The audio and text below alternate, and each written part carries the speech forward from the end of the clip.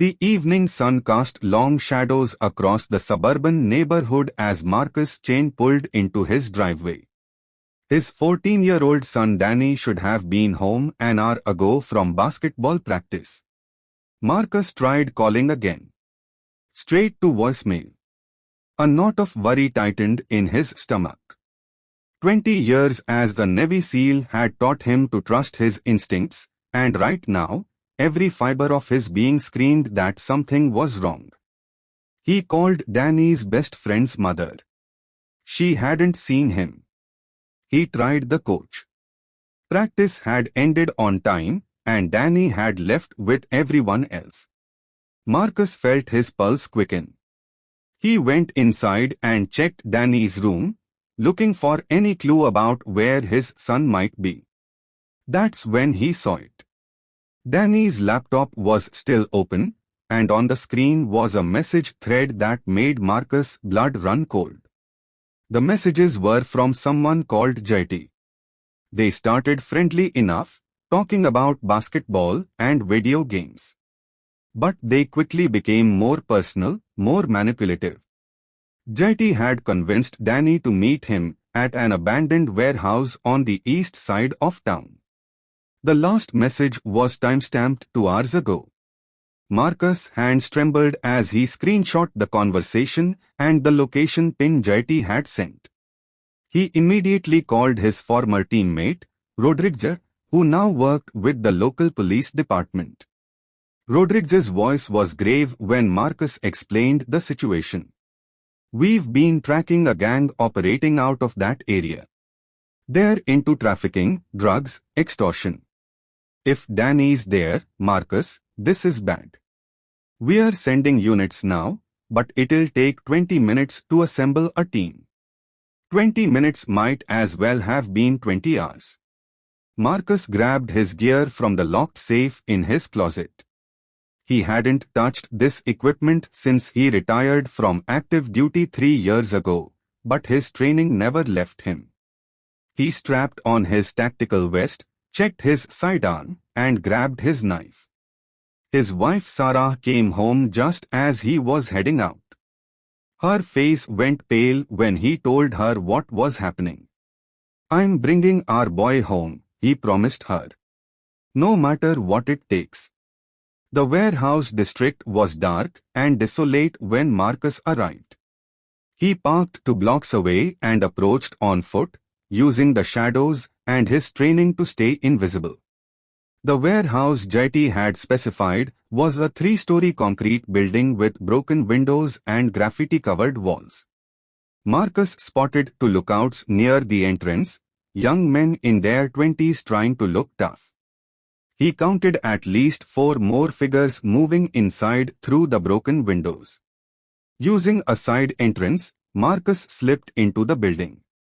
The interior reeked of mold, oil, and something else. Fear. His eyes adjusted to the dim light, and he heard voices from the 2nd floor. One of them was Danny's.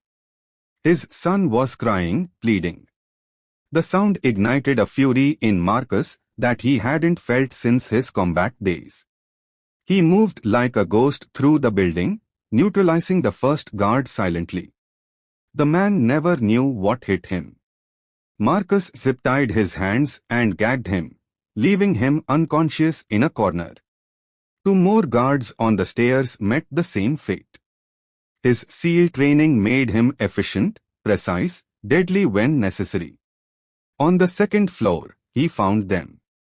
Danny was tied to a chair in the center of a large room, his face bruised and swollen. Surrounding him were 15 gang members. The leader, a man in his 30s with tear tattoos and a scarred face, was the one they called JT.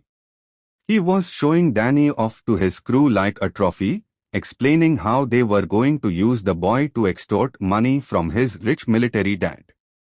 You see, the SEAL man will pay anything for his kid, JT was saying.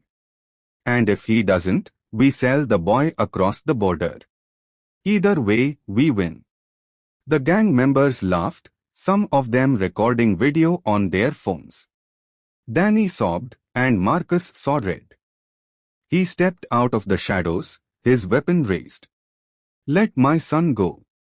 Now." The room went silent. 15 pairs of eyes turned to look at him.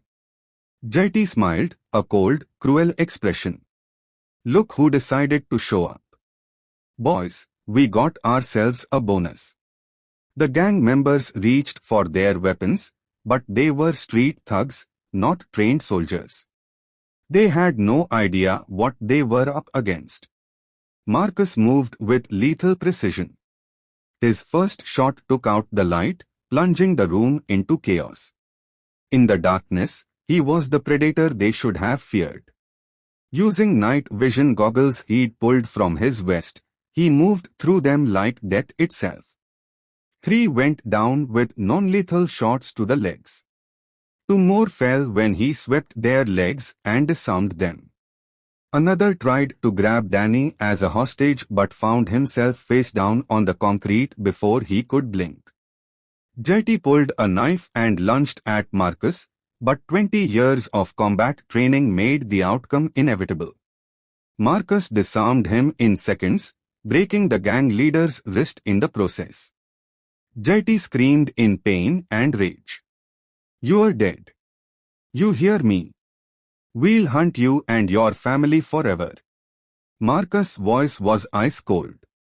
"You tortured my son for 7 hours. You and your crew took turns. You traumatized a 14-year-old boy for money." He looked at the remaining gang members, some injured, some cowering. "You all made the worst mistake of your lives." The sound of sirens filled the air. Rodriguez and his team were arriving. But Marcus wasn't done. He zip-tied each gang member with military efficiency, making sure they couldn't escape. For Jetty, he used extra restraints.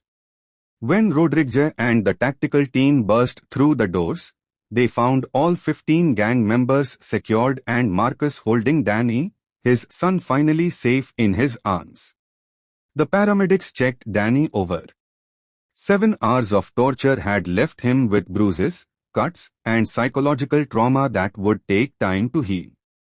But he was alive, and he was going home. As they loaded the gang members into police vans, Rodriguez pulled Marcus aside. "You took down 15 armed gang members by yourself. That's some serious action." Marcus just shook his head. "They threatened my son. There was never any other outcome." In the following days, the full scope of the gang's operation came to light. They had been targeting children of wealthy families for months, using social media to lure them into traps. Danny was supposed to be their biggest payday yet. Instead, they had picked the wrong family. The district attorney charged all 15 members with kidnapping, child endangerment, torture, and a host of other crimes. Jetty, as the leader, faced life in prison without parole. Danny's recovery was slow. He had nightmares for weeks, and Marcus stayed by his side every night. They talked about what happened, about online safety, about trust and manipulation. Marcus assured his son that none of this was his fault. Predators like Jetty were experts at manipulation, at finding vulnerabilities and exploiting them. "You're not weak for falling for it, Danny. You're a kid who trusted someone. That's on them, not you." Sarah held the family together during those dark weeks, getting Danny into therapy and helping him process the trauma. She also made sure Marcus dealt with his own feelings about what had happened and what he'd had to do to save their son. The protective father in him had unleashed the warrior he'd tried to leave behind, and reconciling those two parts of himself wasn't easy. The story made national news. Former Navy SEAL rescues son from gang became a headline that sparked conversations about online predators, child safety, and the lengths parents will go to protect their children. Marcus refused all interview requests. He wasn't a hero. He was just a father who did what any parent would do.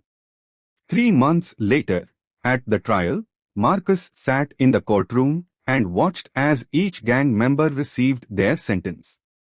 JT showed no remorse, even smirking at Danny from across the room. But when the judge handed down a life sentence, his expression finally changed. As they led him away in chains, JT looked back at Marcus one last time. The former SEAL's expression said everything. "You touched my son. This is justice." Danny testified, brave and strong, telling his story so that other children might be protected. The judge commended his courage and used the case to issue new guidelines for prosecuting online predators who targeted minors. Danny's nightmare had become a catalyst for change, a way to protect other children from suffering the same fate. As the family left the courthouse that day, Danny held his father's hand, something he hadn't done since he was small. "Thanks, Dad. For everything." Marcus squeezed back, his eyes wet. "Always, son. No matter what. I'll always come for you." The Chen family went home that evening, forever changed by their ordeal but stronger for having survived it. Marcus knew the nightmares would fade with time, the physical scars would heal, and Danny would grow into the strong young man he was meant to be.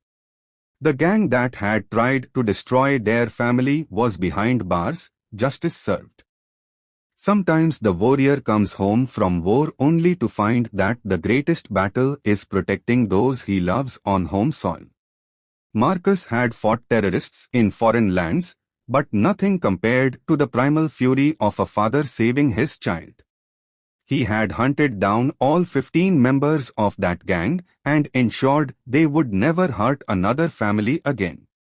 And if anyone ever threatened his family again, they would learn the same harsh lesson. Some fathers may negotiate with evil. Some may wait for authorities.